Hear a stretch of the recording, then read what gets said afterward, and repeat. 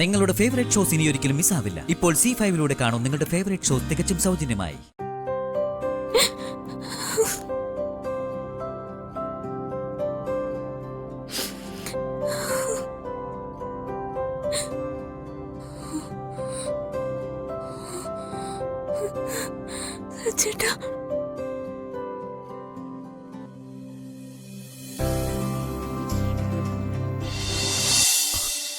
അവർക്കറിയാം സച്ചി സാറ് ഇന്നൊരു രാത്രി മാറി നിന്ന ഈ വിവാഹം നടക്കില്ലെന്ന്.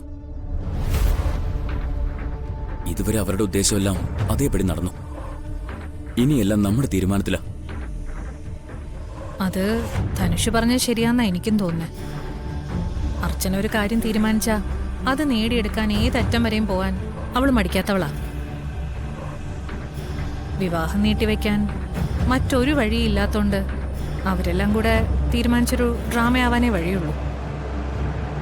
അല്ലെങ്കിൽ ഓഫീസിൽ നിന്ന് ഇറങ്ങിയവൻ വേറെ എവിടെ പോവാനാ? ഇത് ധനുഷ് പറഞ്ഞ പോലെ അർച്ചന പറഞ്ഞിട്ട് സച്ചി എവിടെ ഒളിച്ചിരിക്കുന്നത് തന്നെയാ. ഈ നാടകത്തിലൊന്നും വീഴരുത് നന്ദേട്ട. നന്ദേട്ട നോക്കിക്കോ, നാളെ വിവാഹം കഴിഞ്ഞു എന്നറിയുമ്പോ സച്ചി എന്തേലും കള്ളവും പറഞ്ഞുകൊണ്ട് കയറി വരും. ഈ വിവാഹം നീട്ടിവെച്ചാലും മുഹൂർത്തം കഴിയുമ്പോൾ സച്ചി സാർ വരും, എനിക്കത് ഉറപ്പാ. ഇനി തീരുമാനം സാറിന്റെയാണ്. എനിക്കൊരു അപേക്ഷയുള്ളൂ. നാളത്തെ വിവാഹം സ്വപ്നം കണ്ട ഞാനും സ്നേഹയും ഈ നിമിഷം വരെ ജീവിച്ചത് അത് മാറ്റിവെക്കരുത് സർ. അങ്ങനെ മാറ്റിവെച്ച് മറ്റൊരു മുഹൂർത്തത്തിൽ നടത്തിയാൽ അത് ദോഷമാണെന്ന് ജോൾസൺ പറഞ്ഞതുകൊണ്ട് എന്റെ അച്ഛനും അമ്മയും പിന്നീട് ഈ വിവാഹത്തിന് സമ്മതിക്കില്ല. മറ്റുള്ളവരുടെ വാശിക്ക് എന്തിനാ സർ ഞങ്ങളെപ്പോലുള്ളവരെ വിഷമിപ്പിക്കുന്നത്? അതുകൊണ്ട് സാർ ആലോചിക്കേ, ഒരു തീരുമാനത്തിലെത്ത. ഈ വിവാഹം നടന്നാലും ഇല്ലെങ്കിലും നാളെ ഈ സമയത്ത് സച്ചി സാർ ഇവിടെ ഉണ്ടാവുന്നുള്ളത് ഉറപ്പാ. ഇനി ഇതിന്റെ പേരിൽ എന്നെ സ്നേഹം പിരിക്കരുത് സർ. ഞങ്ങൾ അത്രയ്ക്ക് സ്നേഹിച്ചു പോയതുകൊണ്ട് പറയുക.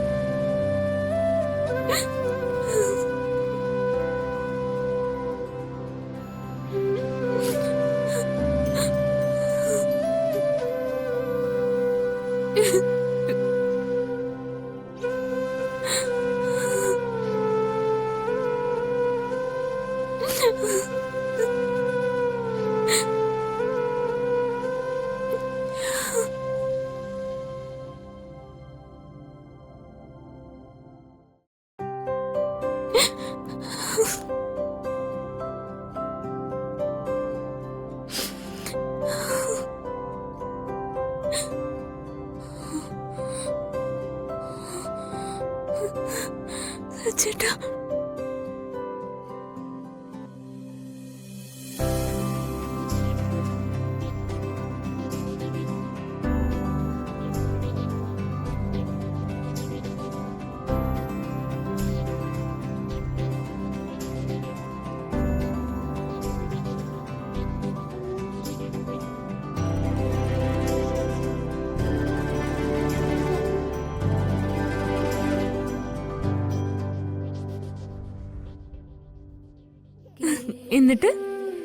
എന്നിട്ടെന്താ, ഞാൻ അതിൽ നിന്ന് രക്ഷപ്പെടാൻ പെട്ട പാട്. അതുകൊണ്ടുണ്ടായ ഗുണം എന്താന്ന് വെച്ചാ എന്റെ ഹോസ്റ്റൽ ജീവിതം അതോടുകൂടി അവസാനിച്ചു. ആ, അത് നന്നായി. ഇല്ലായിരുന്നെങ്കിൽ സച്ചേട്ടനെ എനിക്ക് കിട്ടില്ലായിരുന്നല്ലോ. പക്ഷേ ഇത്രയൊക്കെ ഒരു വീരനായിരുന്നു എന്റെ ഭർത്താവെന്ന് ഞാൻ ഇപ്പഴേ അറിയുന്നത്. ഓ, ഇതുപോലെ ഇനി എന്തൊക്കെയുണ്ട് ഞാൻ അറിയാത്ത കഥകള്? സമയാവട്ടെ, ഓരോന്നോരോന്നായിട്ട് പറയാം. ഇതുപോലെ കേൾക്കുമ്പോ തലകറങ്ങുന്നതാണോ അതൊക്കെ? ഏയ്, ഞാൻ അത്രയ്ക്കൊന്നും മോശമായ ഒരാളൊന്നും അല്ല കേട്ടോ. അന്ന് എനിക്കൊരു അബദ്ധം പറ്റിയതാ. നല്ല അബദ്ധം. പഴയ കാര്യങ്ങളൊക്കെ അയവിറക്കി കഴിഞ്ഞെങ്കിലേ ഓഫീസിൽ പോ റെഡിയാവ്. ചെല്ല്, ഞാൻ അപ്പോഴേക്കും കഴിക്കാൻ എടുത്തു വെക്കാം. ആ, ഏയ് താൻ അവിടെ ഇരിക്കുന്നേ. വീട്ടിൽ സച്ചേട്ടാ, എനിക്ക് ജോലിയുണ്ട്. അതൊക്കെ പിന്നീടാവട്ടെ. വല്ലപ്പോഴും കൂടിയ ഒന്ന് മനസ്സറിഞ്ഞ് സന്തോഷിക്കാൻ പറ്റുന്നേ. അയ്യോ, ഇതെന്താ? എന്താ? അടുക്കള ജോലി ചെയ്ത് കരിയും പുകയൊക്കെ അടിച്ച് കൈയുടെ ഒരു കോലം കണ്ടോ? ഓഹോ, അങ്ങനെയാണോ? പിന്നല്ലാതെ ഇതൊക്കെ ഒന്ന് ശ്രദ്ധിക്കണ്ടേ? അതെ, സംഭവം സോപ്പിംഗ് ആണെങ്കിലും ഞാനൊരു കാര്യം പറയട്ടെ. ആ, പറ. ഓരോ വർഷം കഴിയുന്തോറും പ്രായം കുറയല്ല, കൂടുക. ആ, അതിനനുസരിച്ച് നമ്മുടെ കയ്യിലും മുഖത്തും ഒക്കെ വ്യത്യാസം വരും. ശരീരം ചുളുങ്ങും. അതിനൊക്കെ വെറുതെ ആണെങ്കിൽ പോലും ടെൻഷൻ അടിക്കരുത്. അതൊക്കെ സ്വാഭാവിക. തന്റെ ക്യൂടെക്സ് കണ്ടോ? ദേ കണ്ടോ, കുറച്ചൊക്കെ പോയിരിക്കുന്നേ.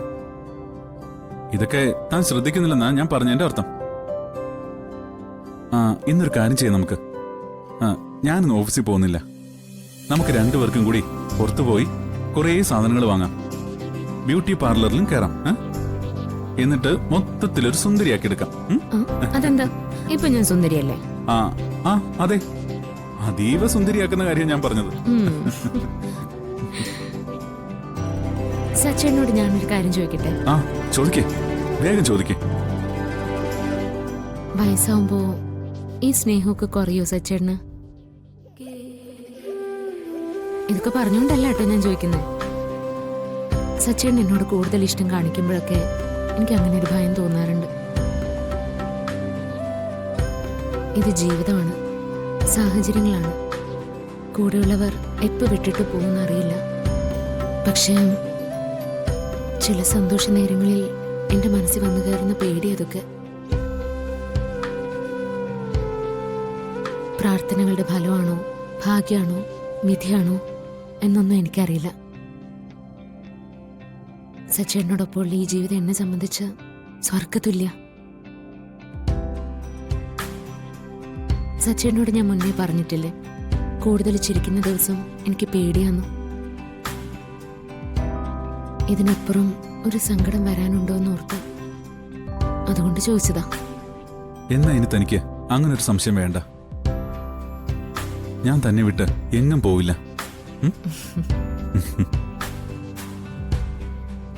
താൻ വയസ്സായെന്ന് കരുതി എനിക്ക് തന്നെ മറക്കാൻ പറ്റുമോ?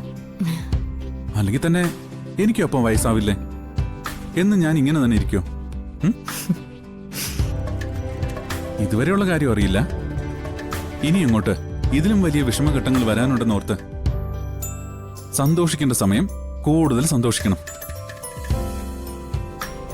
എന്നോടൊപ്പമുള്ള തന്റെ ജീവിത ഗ്യാരണ്ടി ലൈഫ് ടൈമാ. മരണം കൊണ്ടല്ലാതെ സച്ചിൻ അർച്ചനയും ആർക്കും പിരിക്കാനാവില്ല.